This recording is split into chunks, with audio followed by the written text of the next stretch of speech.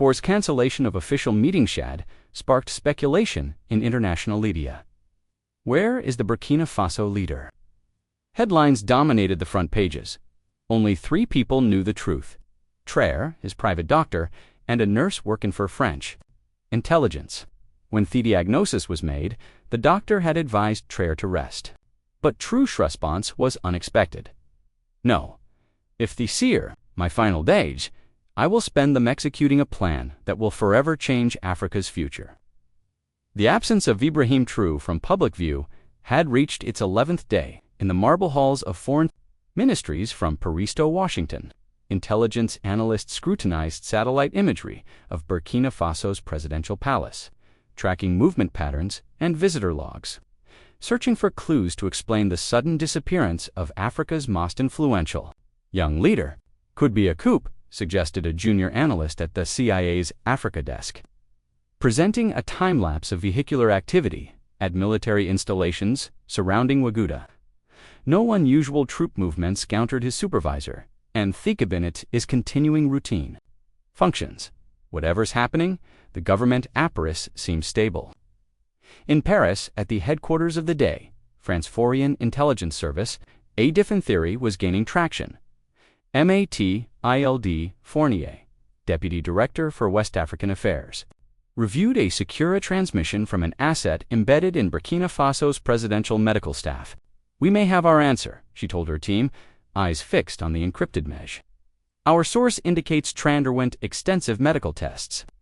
9 days ago, results were classified at the highest level with access restricted to his personal physician, Dr. Urago. Medical crisis," asked her chief of operations, potentially terminal, based on the security protocols active and the specialists consulted. "If confirmed, this changes everything for regional stability."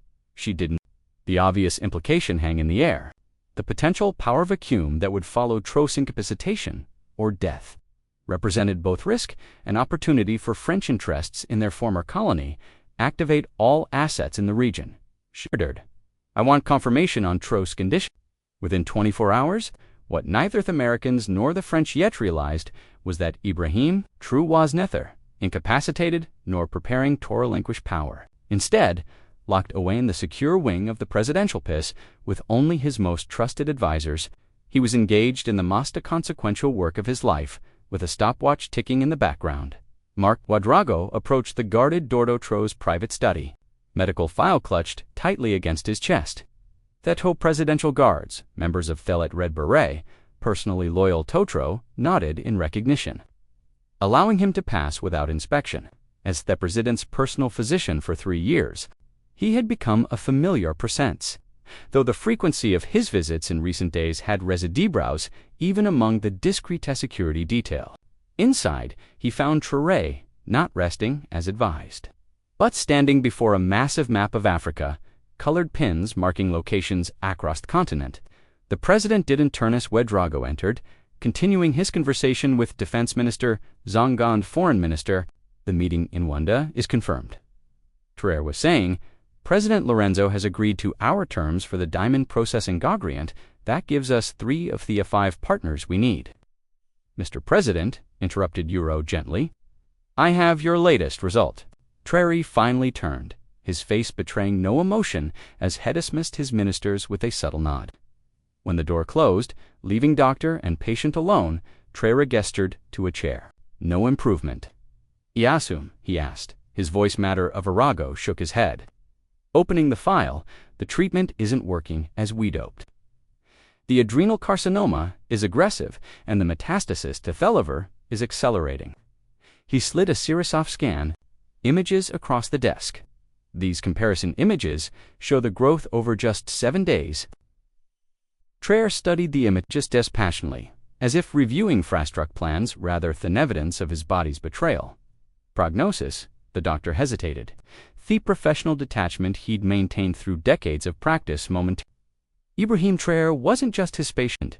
He represented hope for a new era in Burkina Faso's history. One where the nation's vast mineral wealth might finally benefit its people rather than foreign corporations. 6 months, he said, perhaps 8 with aggressive etriot, but that would significantly limit your ability to function in your role. Traoré absorbed this information insolence, then returned to the map on Thule. Then we have 6 months to ensure what we've started cannot be undone, sir, with proper rest and M&I treatment. Mark Traoré interrupted, using the doctor's first name and unusual intimacy for the typical formal leader.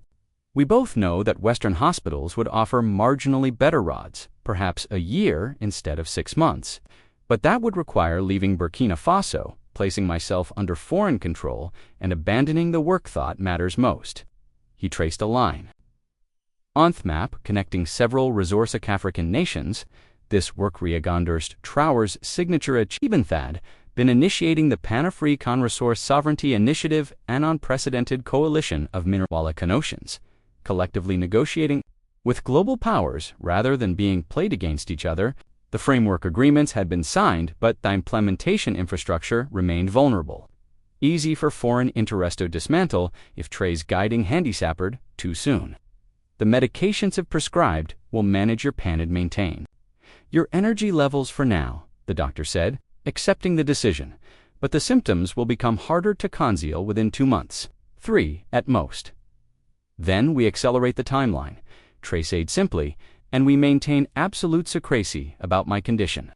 The vultures would circle immediately if they knew what Traoré didn't mention, and what Wario didn't need to be told, was Thathos vultures. Included not just political rivals within Burkina Faso, but powerful international interests who had been working to undermine Traoré's resource nationalism since his rise to power. As the doctor packed his medical bag, Traoré asked, "Who else knows a Booth diagnosis?" "Only myself and Nurse Dio, who assisted with the tests. She's been with the presidential medical team for 15 years, completely trustworthy." Traoré nodded. A subtle shift in his expression suggested he wasn't really convinced. Years in military intelligence had taught him that Vrian had vulnerabilities. Evriana had pressure points, and Western intelligence agencies were masters at finding and exploiting them. "Thank you, doctor. Please return tomorrow with a treatment plan focused on maintaining my public functionality for as long as pain management is secondary to mental clarity." After Wadro Gadepted, Traoré pressed a concealed button beneath his desk. Within moments, Colonel Amara Konetz's head of military intelligence entered through a side door. "Have Nurse Dio placed under discreet surveillance," Traoré ordered without preamble. "Monitor all communications, all contacts," Con attended, asking no question. When head departed, Traoré returned to the continental map, studying it with renewed intensity.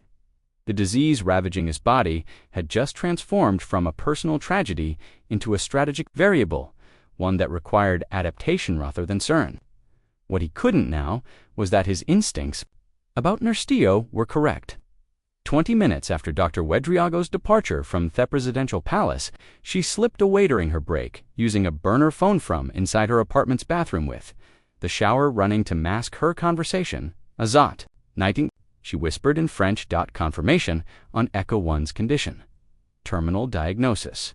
Adrenal carcinoma with metastasis estimated 6 to 8 months.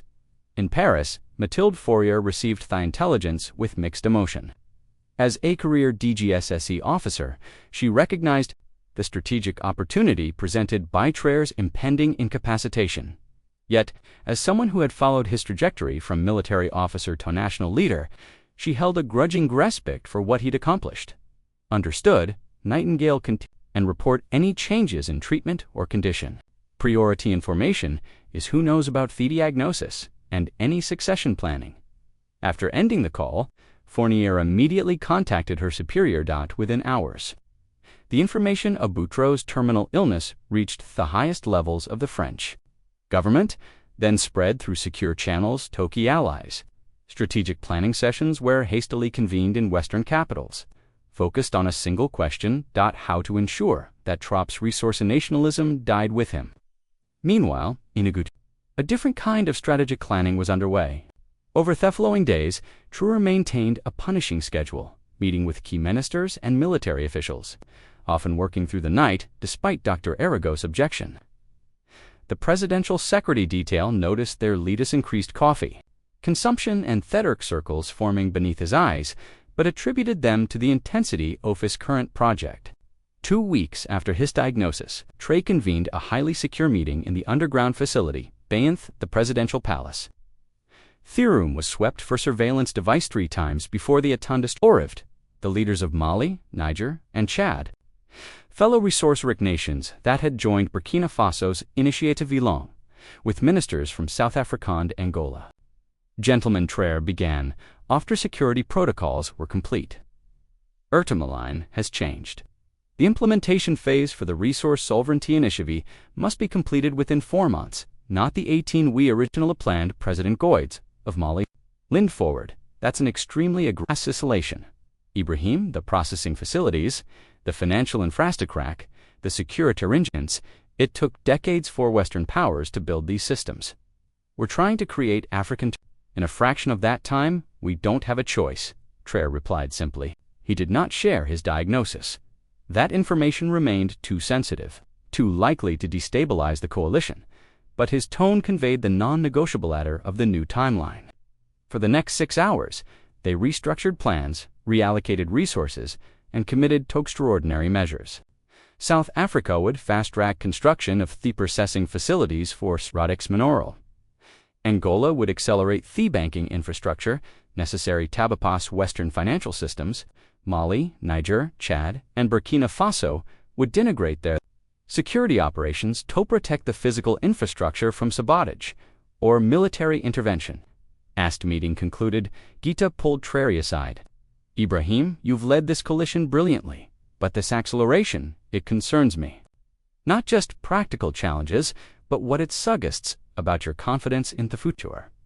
Traoré met his counterparts Gaz directly. The future belongs to those who act decisively in the present. My friend, the window for establishing African resource sovereignty is narrow. Western powers and their corporations are already mobilizing against us.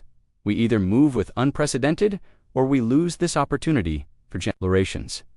After the African leaders, Deputy Colonel Kate approached Traoré with an update on Nurse Dio's confirmed DGSE assets. Sir, encrypted communication to Paris same day as your diagnosis. We've been feeding her controlled information sense. Nothing about today's meeting or accelerated timeline. Traoré nodded unsurprised. Let her continue reporting my declining help. It will make them complacent, thinking they can simply wait for nature to accomplish what their economic warfare could not. The next phase of Traoré's plan involved a series of surprising diplomatic and economist initiatives that bewildered Western intelligence agents. Rather than consolidating power, as expected of aiding leader, he appeared to be deliberately diffusing it, establishing robust institutional frameworks that could function without him. He created the African Mineral Processing Authority, a transnational body with headquarters in Ouagadougou, but with operations and leadership distributed across participating nations. No single assassination or coup could decapitate it. He established the Sankara Sovereign Wealth Fund, named for Burkina Faso's revolutionary leader, Thomas Sankara, to manage resource revenues with oversight mechanisms that required consensus from nations, preventing any one leader from being bribed or coerced. Most significantly, he initiated the training for African Resource Management Program, rapidly identifying and developing young African experts in mining, engineering, finance, security, and diplomacy, creating the human infrastructure necessary for true resource independence. 3 months after his diagnosis, Traoré's physical decline became impossible to fully conceal. Public appearances were carefully managed, kept brief, with controlled lighting, and increasingly from Ouedraogo's cocktail of medications maintained his mental acuity, but the weight loss and occasional tremors fueled rumors. Western intelligence agencies, believing these simply needed to wait for biology to remove their problem, missed this of what was happening. They saw the institutional development as typical legacy building by a dying leader, not recognizing that Traoré creating something unprecedented, a distributed system of African resources of verity designed specifically to serve without him. For months after the diagnosis, with his condition deteriorating more rapidly than predicted, Traoré embarked on a secret Vino mission. With only Colonel Canidio Drago and a small security detail, he flew to a remote location in northern Burkina Faso, a newly constructed daishiti built into the side of a mountain. its existence known to fewer than 20 people worldwide. "Welcome Tuthfault, Mr. President," said Doc Amit Dio, lead scientist of the facility. "Has massive steel doors closed behind them. We've prepared everything according to your specification." Thivo represented Tro's most closely guarded secret, a data fortress granting comprehensive intelligence on Western operations in Africa. Data geological surveys of the continent's wealth, far more accurate than those shared with foreign companies. And most important, the complete technical sufficiency for processing stratagem minerals. "Show me the cores," Traoré requested, his voice weaker than Munspare, but his eyes, still sharp and dope, led them to a secure chamber where 7 crystallinous Drustus quantum storage cores, she explained, for the benefit of Colonel Kete and Dr. Edrog. Each contains the complete dataset encrypted with keys held by different No single country can access the full information alone. It requires consensus from at least 4 participating nations. Traoré approached the nearest core, studying it with evidence, satisfaction, and theo-distribution plan in progress. Sir, 2 cores have already been secretly trans to secure locations in partner nations. The remaining 5 will be moved within the week. What Traoré had created was information sovereignty, to match resource sovereignty, in sharing that the critical knowledge necessary African nations to manage their own mineral wealth couldn't be monopolized, stolen, or destroyed. "How are you feeling, sir?" Arago asked quietly, as they returned to the presidential eclect. "Like a man racing against time," Traoré admitted, allowing a rare glimpse of his personal struggle. But also like a man who might win that race 5 months after his diagnosis. With his booty failing but his mind still razor-sharp, Traoré made his final public appearance. A speech at the inauguration of the African Mineral Processing Facility in Ouagadougou. Western intelligence agencies, which had been monitoring his declining health through Nurse Diallo and other sources, were surprised by the appearance, having estimated he would be bedridden by this stage. The facility represented the physical manifestation of his vision. A state-of-the-art processing plant for our earth minerals and other strategic resources, eliminating the dependency on Western and Chinese processing that had long forced African nations to export raw materials at fractional values. Traoré arrived in a wheelchair, visibly thin, but dressed impeccably in a traditional Burkina outfit rather than his usual military attire. The symbolism was lost on those present.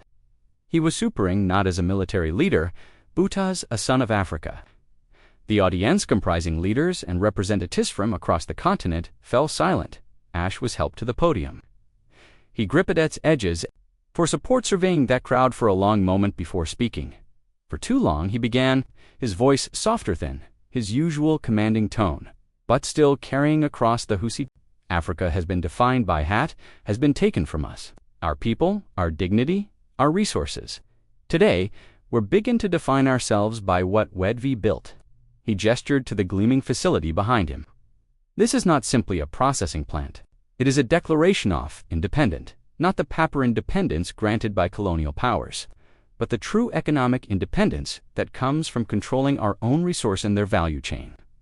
As he continued speaking, outlining the of resource management, now operational, across participating African nations, Western intelligence officers listening to the broadcast began to realize what had happened. What they had dismissed as the desperate legacy building of a dying man had been far more strategic. "We stand at a pivot element in African history," Traoré continued, his voice gaining strength despite his physical frailty. "For generations, our vast mineral wealth has enriched others while our people remained in poverty. The laptops, smartphones, and electric vehicles transform the world contain Africa's cobalt, lithium, and rare earth elements." His gaze swept across the assembly. "That ends today, not through confrontation or isolation, but through taking our rightful place in the global value chain. Processing arrow and minerals, negotiating as equals, not supplicants, building prosperity for Pel rather than foreign ship." Ash concluded his address. Traoré delivered the statement that would be quoted in international relations textbooks for decades to come. Africa's sources belong to Afrikaans, not just those living today, but generations, yet in what we have built cannot be dismantled by the loss of any individual. It is now woven into the fabric of our nations, our institutions, our people's expectations. The path to true independence is irreversible. 3 weeks later, the official announcement came. President Ibrahim Traoré had died peacefully in his sleep after a private battle with cancer. He was 38 years in capitals, across the Western world, intelligence agencies and corporate boardrooms that had been waiting for this moment immediately mobilized their long-prepared plans to reassert control over African resources. Financial incentives were offered to potential friendly successors. Economic pressure points were activated. Diplomatic entities were launched to help ensure stability during the transition. But something unexpected happened. These systems Traoré had built proved remarkably resilient. The distributed leader structure of the African Mineral Processing Authority continued to function seamlessly. The Sankara Sovereign Wealth Fund maintained its independence from external pressure. Most importantly, the carefully selected and trained African experts in mining, finance, and diplomacy stepped into leadership roles across the continent, armed with both the technical knowledge and strategic vision to maintain the new paradigm. 6 months after Traoré's death, Mathilde Fournier found herself in a tense meeting at DG's SE headquarters in Paris. The director slammed his fist on the conference table. "How is this possible?" he demanded. "The architect is gone, yet his systems continue to function. Even 3 more countries have joined their source coalition this month alone." Fourier, who had been studying Tor strategy with growing professional admiration, offered her analysis. "We fundamentally misunderstood what he was building, so we thought, who was constructing a personality-driven team that would collapse without him. What he actually created was an institutional framework specificality to survive his absence." She slid several documents across the table. Intelligence reports from across Africa showing the continued consolidation of resource sovereignty initiative.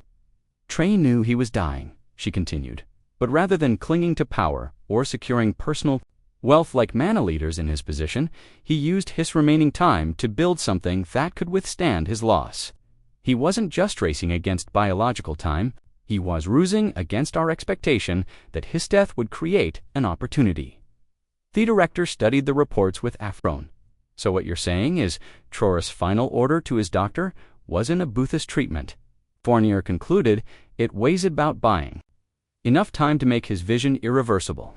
And by all indications, he succeeded.